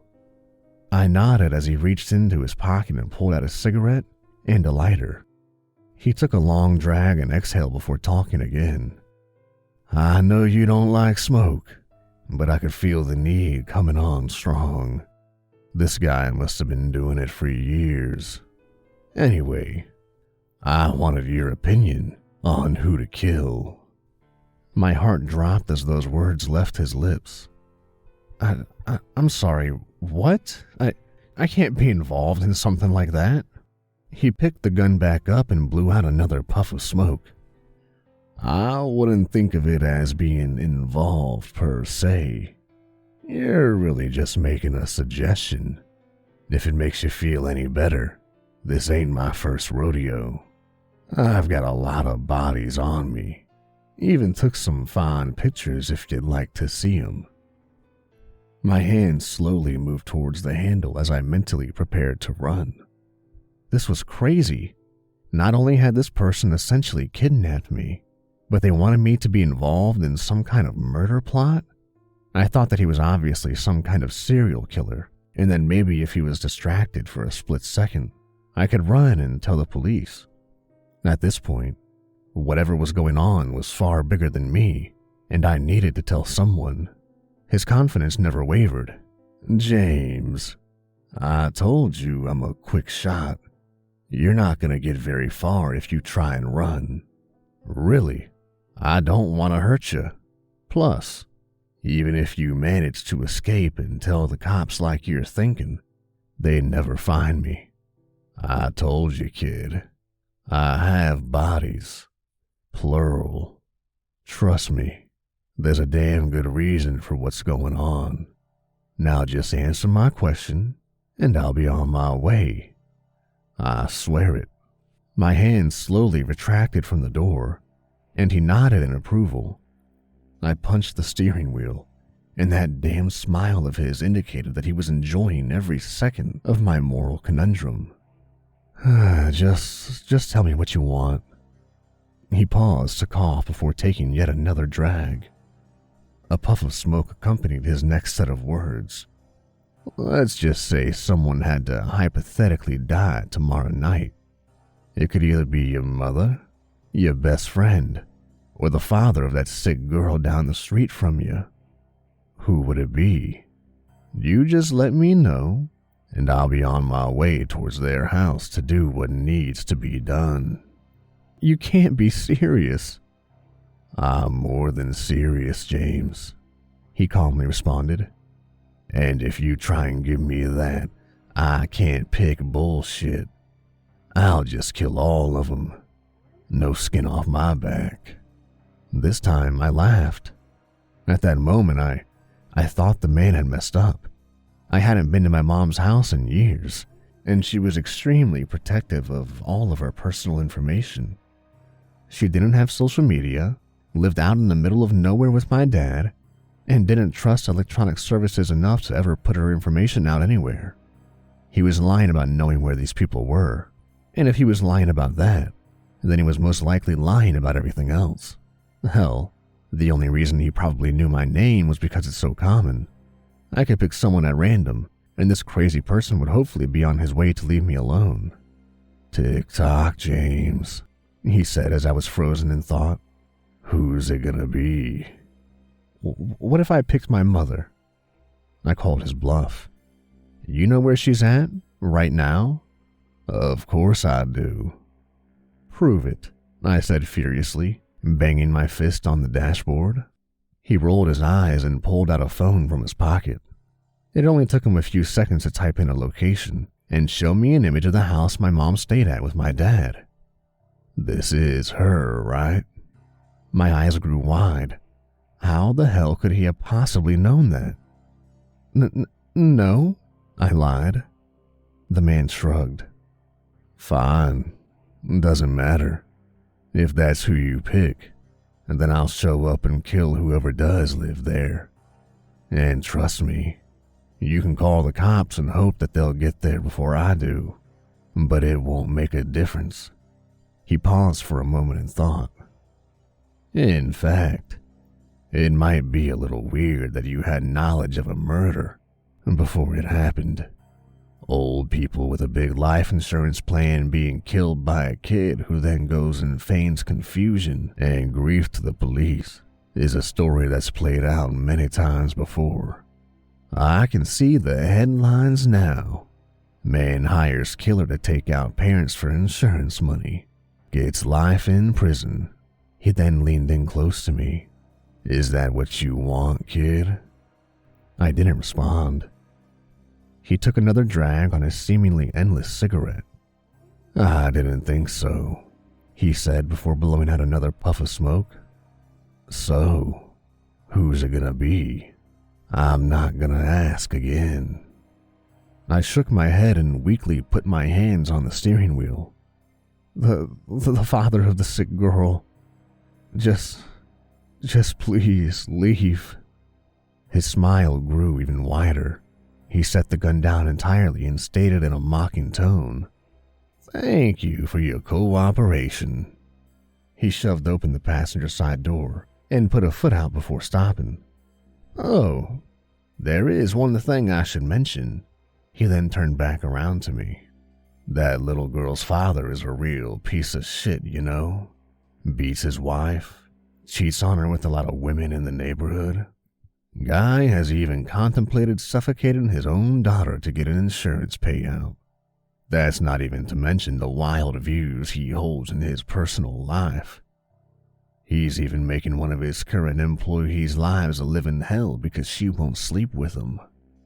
But he's fired people for much less, reasonable matters, and then gone on to ruin their lives even further. Overall, just an awful, scummy human being." He violently coughed and rolled down the window to spit. "Damn, this body sucks. Anyway, that being said, the other two choices are somehow worse. Can't really get into it because you didn't pick them, but it really makes you think, huh? How are your mother and your best friend worse people than absolute scum? Guess that's up for you to find out, right? Anyway, consider this a kindness. Hopefully, we never meet again." And with that, he simply closed the door and walked away. I think I sat in that parking lot for another half hour, contemplating whatever the hell just happened. Then, I drove to a nearby liquor store, bought a bottle of tequila, and drank myself to sleep. The next morning I woke up to news crews down the street, and police tape sectioning off what looked to be a bloody crime scene. I'd come to find out later that everything he said was true. The man indeed was a horrible person, and what was once public support towards an unbelievable cruel incident soon turned to a feeling that somehow justice had been accomplished. I never told the police what happened. Maybe I should have, but I don't know. I suppose at the end of the day, I just didn't want to be more involved than I already had been. Conversations with my parents and my friend have been weird too. I found myself pulling back further and further from them. If what the man said was true, what on earth had they been up to in their private lives? And was I in some sort of danger because of it? I didn't know if I was more afraid of that, or of people I've loved for damn near my entire life. I'm also questioning how he knew so much about that man, and about me if I was supposedly picked at random. That comment about this body has me on edge too. It's as if it didn't belong to him. So much about this situation has me asking questions that can't be answered, and I don't know what to do. I suppose the only thing for now is to get another drink and try to forget his kindness.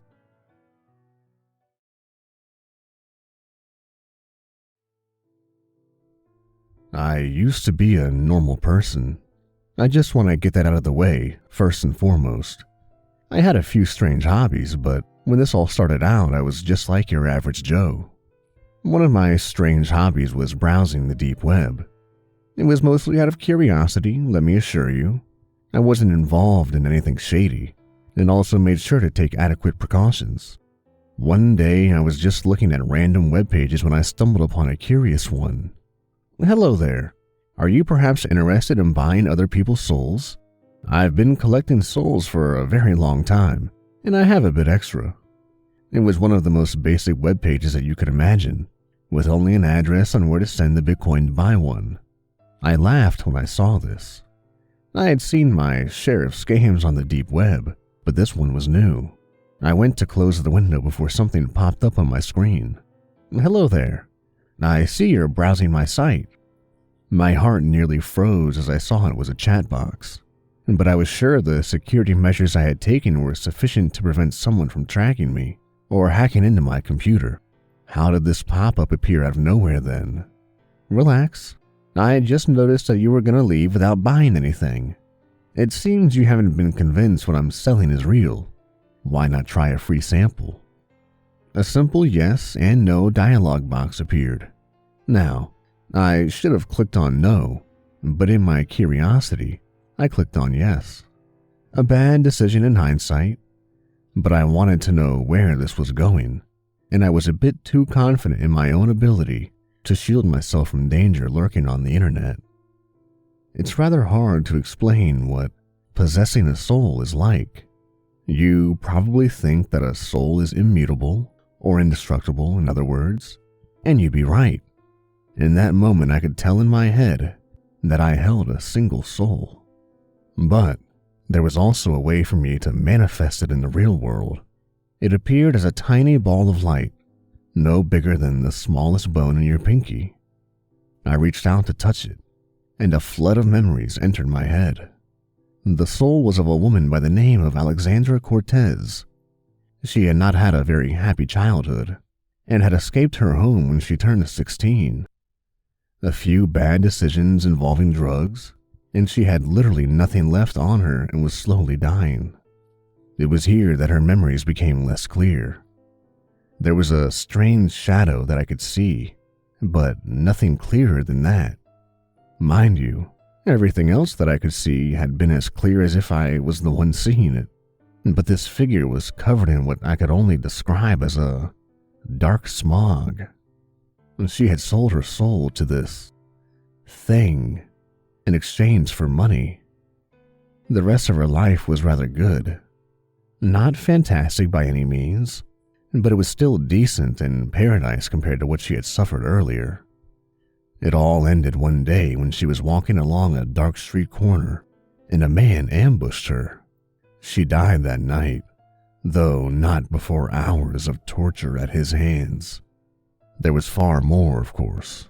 I had her entire life in my hands, but I only put down the important bits given her whole biography could fill up several books. That wasn't all, though. I could hear her thoughts as I held her soul in my hand. She was pleading, begging me to let her go. Now, you're probably wondering what the afterlife is like. I have to confess that I never found out. Just that there was something beyond where souls could go to. After listening to her pleadings, I agreed to let her go. Much as I said earlier, I can't really explain how I let her go, just that I did. She vanished before me and the light also went away with her, leaving my mind completely clear. I thought what had happened was just some sort of odd hallucination, or rather, I hoped that that was what it was. I didn't want to believe there was some monster collecting souls around on the internet. That was until 4 days later when I got an anonymous email linking back to that site. Hello there. I hope you enjoyed your free sample. Perhaps you would like to purchase another? We're having a sale now. The mail confirmed for me that it wasn't some sort of dream, and after a moment's hesitation, I decided to make an actual purchase. I should have realized that something was wrong the moment I saw the prices. They were dirt cheap, which made very little sense given what I learned later on. I got the souls of 3 more women, and they were quite similar in many ways. Much like with Alexandra, I couldn't see the entity they sold their souls to properly. The amounts of money they had got for their souls were quite staggering. I had barely paid a 10,000th% of that price. Again, that should have told me that something was off about this whole thing, but I was rather oblivious to the fact then. What I was more focused on was that they had all died in similar ways, being ambushed by a man. They never saw his face though, but they had all died in agonizing ways. Letting their souls go free brought a certain peace to my mind. Kind of like when animal rights activists buy animals intended for slaughter and then release them, I guess. Except I was releasing these human souls not from death, but from damnation. I highly doubted that whatever entity bought them in the first place was kind to them. I bought another one a few days afterward, and it was here that things took a dark turn. It was the soul of a man named Christopher. I don't want to share his full name here, but that hadn't even been what I had been concentrating on at the time. No, when I went through the memories of his life, I was sickened by what I saw. This man was a serial killer. Those 4 women I told you about earlier? He was the one who killed them. He had done it to over 17 more. The mere thought of it made me want to throw up. Again, I couldn't see the figure to whom he sold his soul to. He hadn't done it for money though. No, he had been caught by the police and had exchanged his soul for getting out of jail. Some sort of legal loophole was there because the police didn't document a piece of evidence correctly, and he was let go. And he killed again and again.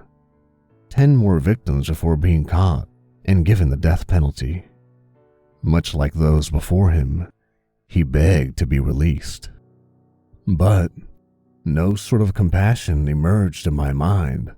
I was sickened by what he had done, and appalled that he had suffered so little compared to his victims.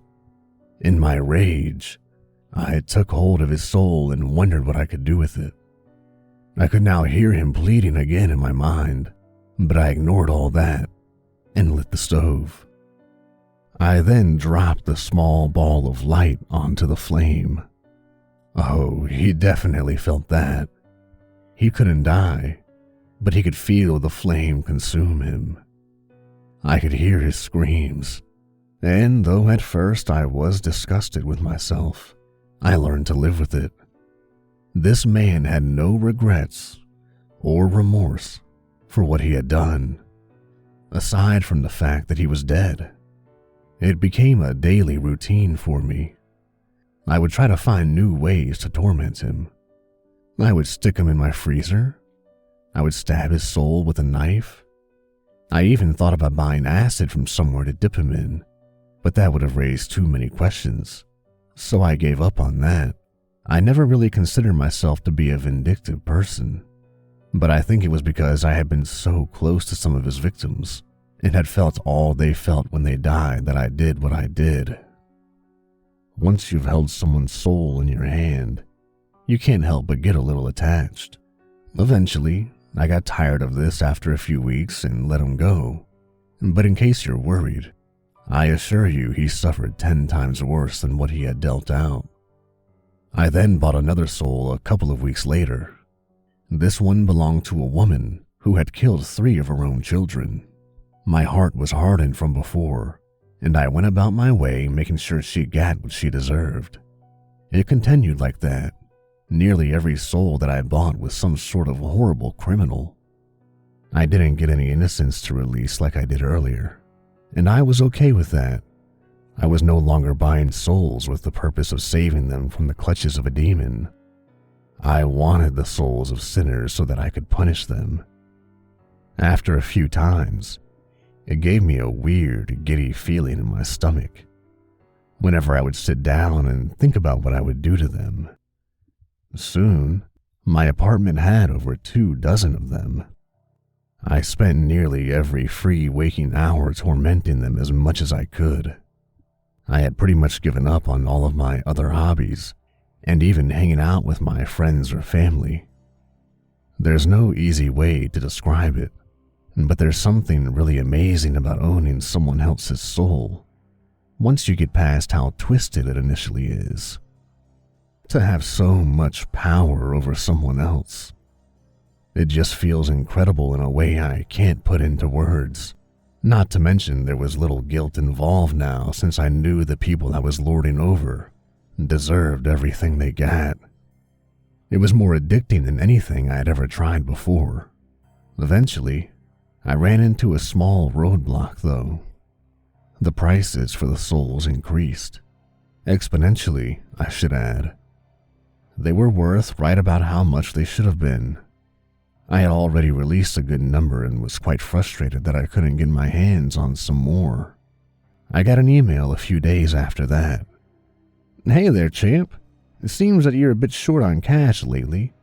Since you've been such a great customer, I was thinking that you could have a few of them for free.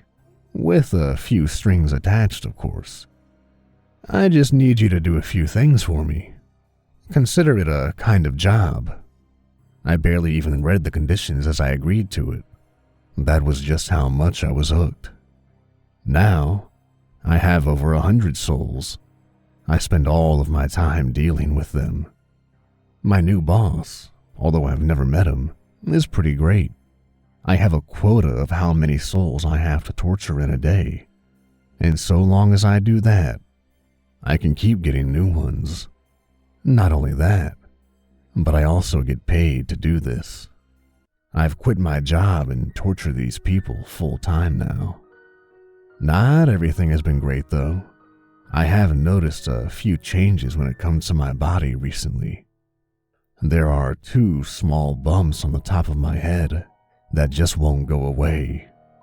I've been meaning to go to a doctor but haven't found the time. My skin has begun to turn a shade of gray, and I feel something growing out of my back. But really, I can't be bothered with all of that.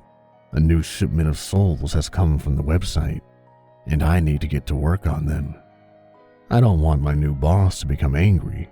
And anyway, to be honest, I just really love my new job. Thanks for listening, everybody. And if you like what I'm doing, leave a like and a comment down below, and hit that subscribe button for more Nightmares Nightly.